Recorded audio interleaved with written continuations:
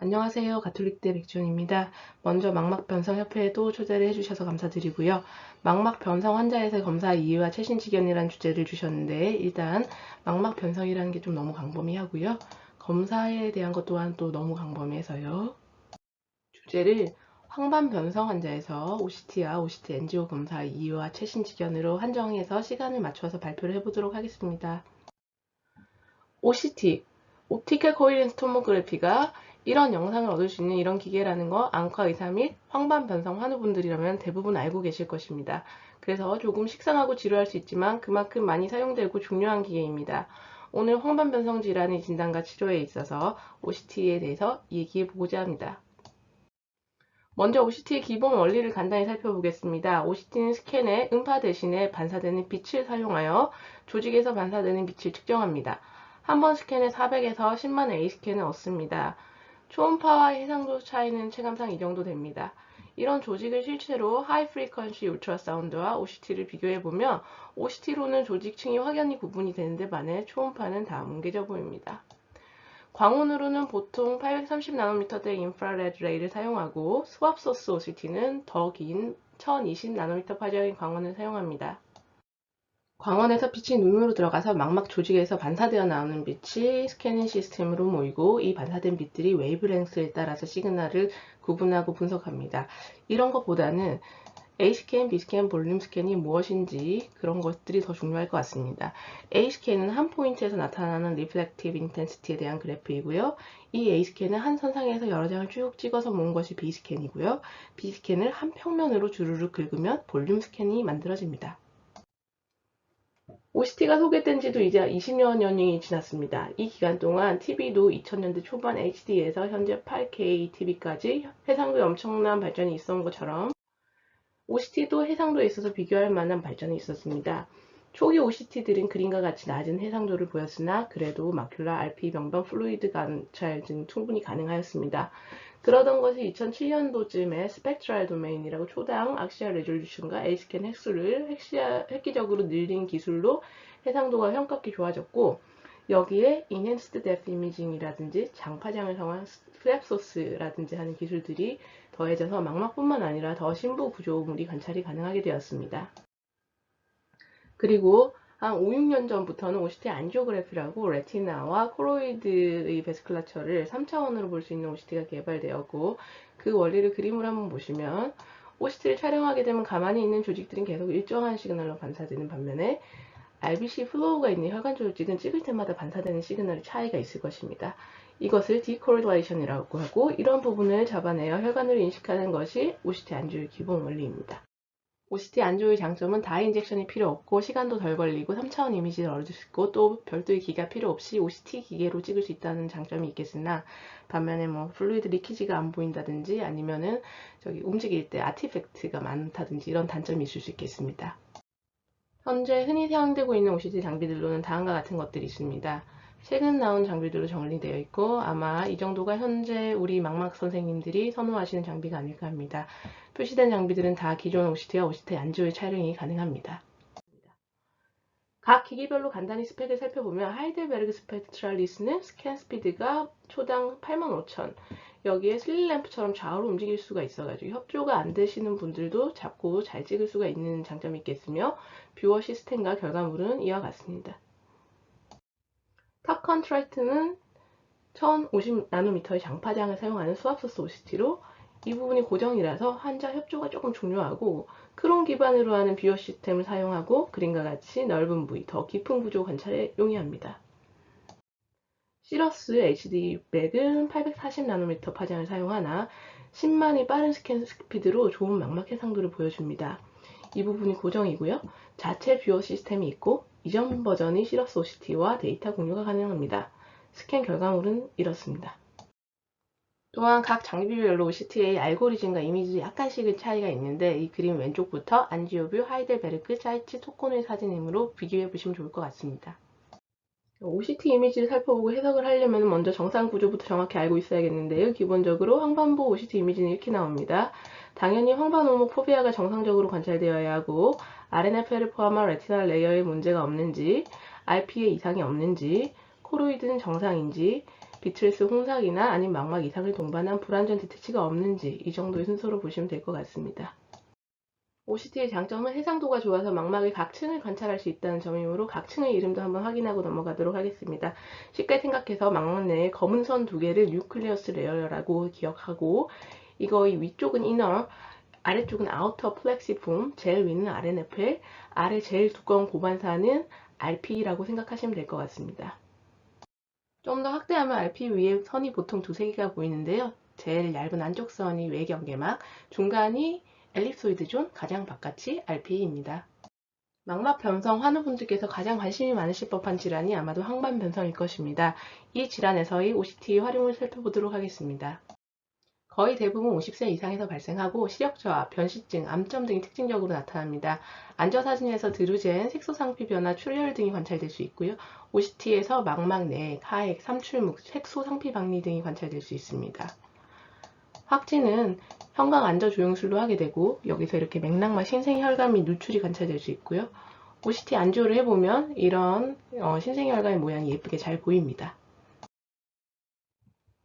AMD 분류는 OCT가 없었던 1990년대에는 형광 안저 혈관 조영술 결과에 따라서 클래식 혹은 타입 1 아니면 오컬트 혹은 타입 2 이렇게 나눠졌었습니다.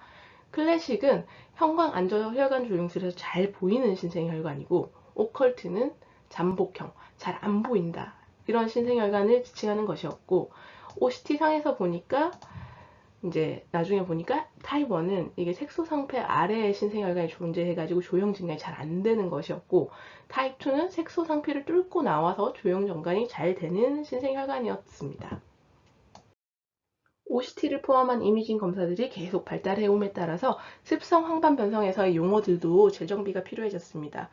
2020년에 습성 황반 변성 컨센서스 그룹에서 발표한 정의에 따르면은 황반 변성은 50대 이상의 황반의 구조와 기능이 약화되는 질환으로 드루젠, 베이잘 리니어와 베이잘 라미나 디포짓 등의 세포의 물질 축적을 특징으로 하는 신생혈관을 보일 수도 있고 안 보일 수도 있는 질환으로 정의가 되었습니다.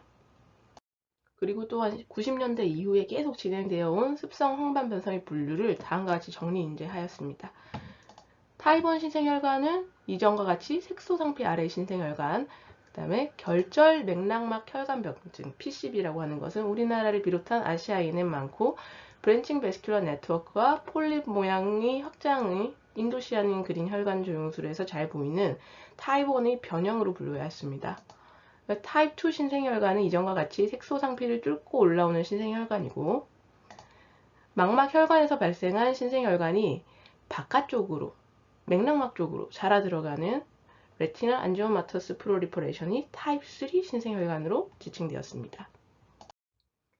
보통 좀 고령의 여자분에서 시력 저하로 내원해서 펀더스 줄젠이 많이 보이고 OCT를 봤을 때 망막 내액 및 삼출성 색소 삭피 반응이 보일 수 있고 반응도 관찰될 수 있고 맥락막도 얇고 그러면은 이거는 타입 3 신생혈관을 한번 생각을 해봐야 됩니다. 형광 안저 사진을 찍어보면은 신생혈관 덩어리가 이렇게 동정맥 문합이 있는 것을 확인할 수가 있고 치료는 안티-VEGF 주사로 하고 추후에 대량 출혈이나 아니면 지도 모양 위축이 다른 형태의 황반 변성보다 조금 더 많이 발생할 수 있는 것으로 알려져 있고 예후가 안 좋을 수 있습니다. 황반 변성인데 50대, 60대 비교적 젊은 나이에 안저에 이렇게 오렌지 노즐을 보이면서 OCT를 찍었더니 더블 레이어, 이중층 사인과 움푹 들어간 노치 사인 동반한 볼록한 색소상피 박리가 보인다. 그러면 이것은 이제 또 결절성 맥락막 병증을 생각을 해야 되고 형광 안저 조영술을 찍어보면은 이렇게 동그란 폴립 모양의 이 동그란 것이 보이는데 이 폴립은 애뉴리즘인지 아니면 뭐 안에 뭐가 들어있는 폴립인지 지금 정확히 알려진 바가 없습니다. 이 질환 또한 안티-VEGF로 주사로 치료를 하는데요. 반응이 없는 경우가 드물게 있기 때문에 그 광역학 치료가 필요할 때가 있습니다.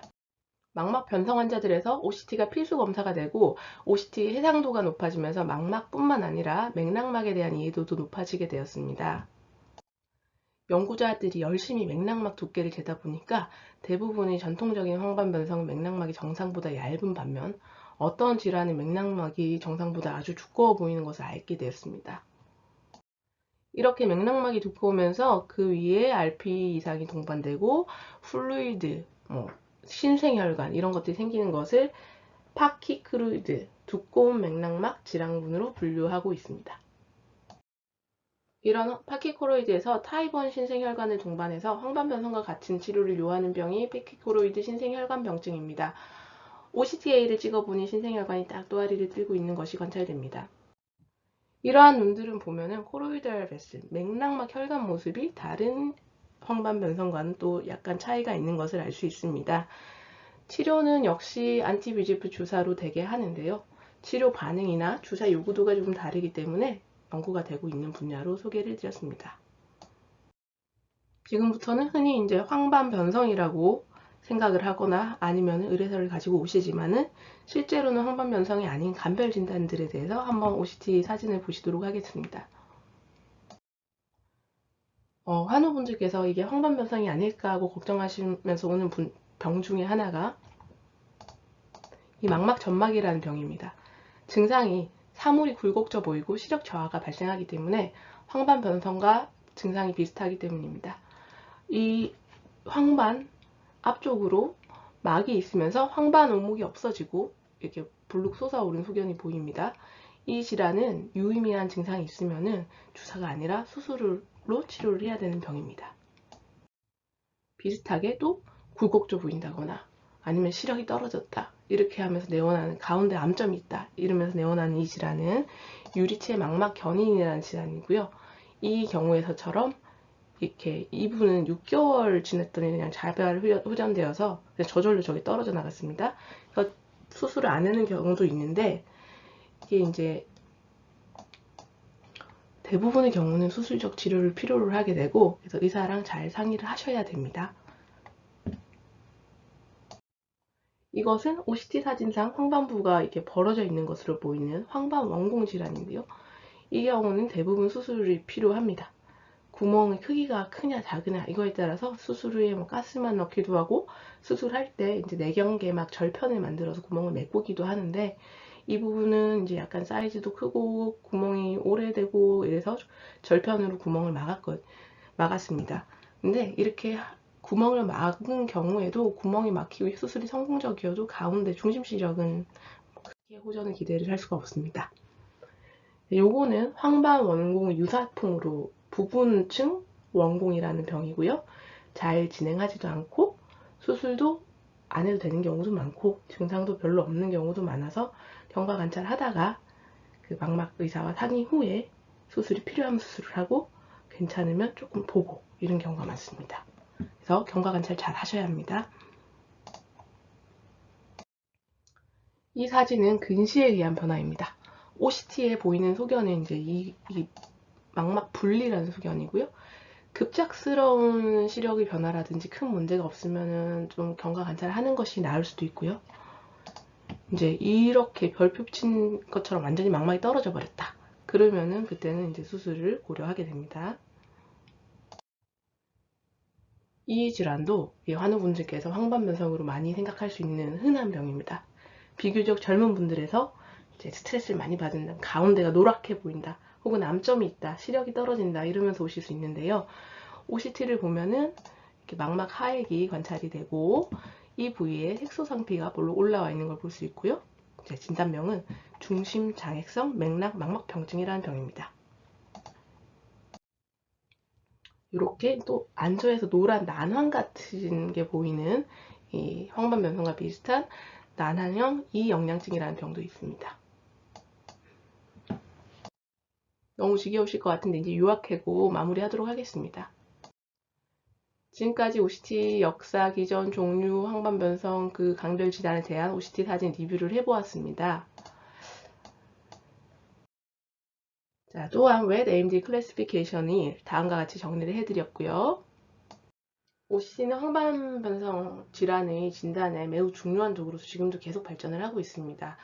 황반부 각 부분에 어떤 이상이 있을 수 있는지 알면은 황반변성뿐만 아니라 다른 여러 망막질환의 OCT상, 이미지상 특징을 알 수 있게 되고, 그리고 이것을 알면 좀 더 정확한 진단과 치료가 가능하게 됩니다.